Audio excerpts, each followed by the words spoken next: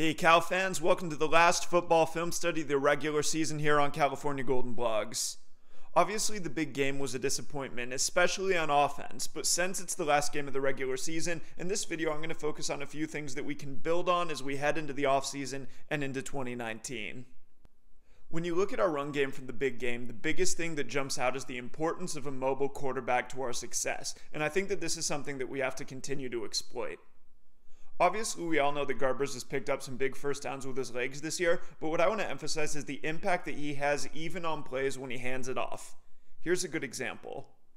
On this play, Stanford's playing a single high coverage, and so we can see everyone except for one deep safety who's somewhere off the screen. On this play, we're running a zone read to the left, and if you're Stanford here, then you know that we like to have Garbers keep the ball in short yardage situations like this, and so you have to think about how you're going to take that away.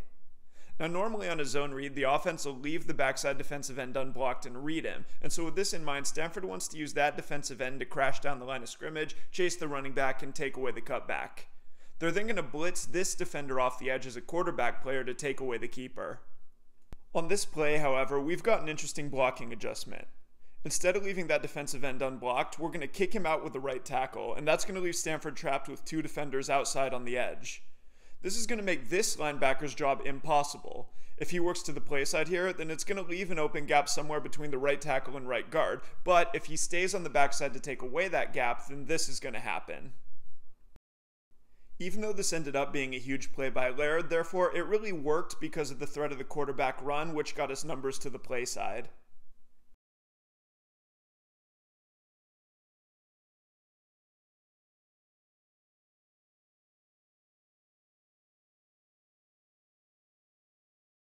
The second feature that I want to highlight is our spread passing game.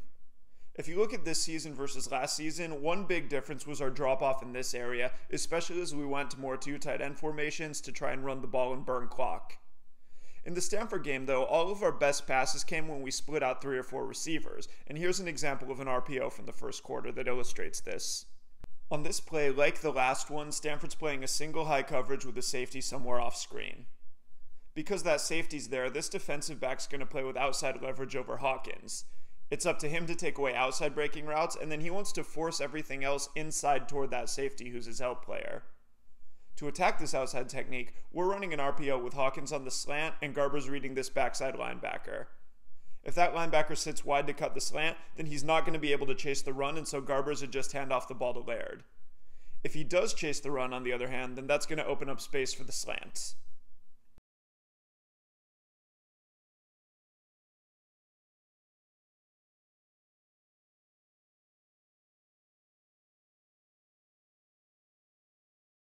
For various reasons, this kind of look is much more likely to happen for a slot receiver, and so when we get those tight ends out of the game and spread the field like this, we create opportunities like this for easy yards. On this play, we accomplish something similar, but this time we do it with a pure passing play instead of an RPO. Stanford's blitzing this outside linebacker off the edge here, and behind him they're playing something called a matchup zone, and in this coverage, that basically means that this defender will end up being responsible for Hawkins, while one of the inside linebackers will be responsible for Laird. We're attacking this coverage by releasing Laird across the formation and into the flat. That'll make this inside linebacker responsible for him, and so he's going to have to widen with that route. What this does, however, is open up space to the inside for Hawkins, our slot receiver, on the crossing route.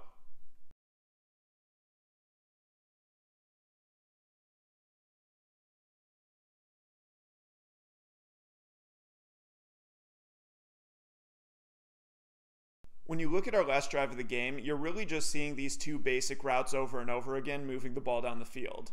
For example, here's a slant.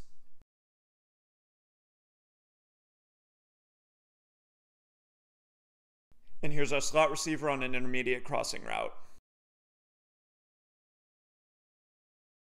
Here's another intermediate cross.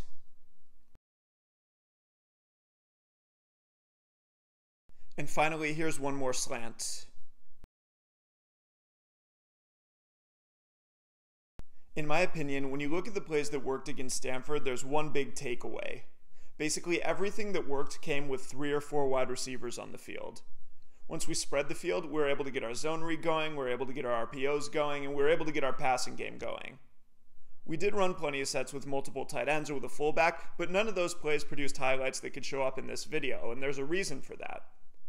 If you want to understand the drop-off in our offense this year versus last, then these formational distinctions are a good place to start. Last year we threw 60 more times than we ran, and our RPO and quick passing game did a lot of work for us. This year we ran 70 more times than we passed, and we really tried to ground and pound a lot more.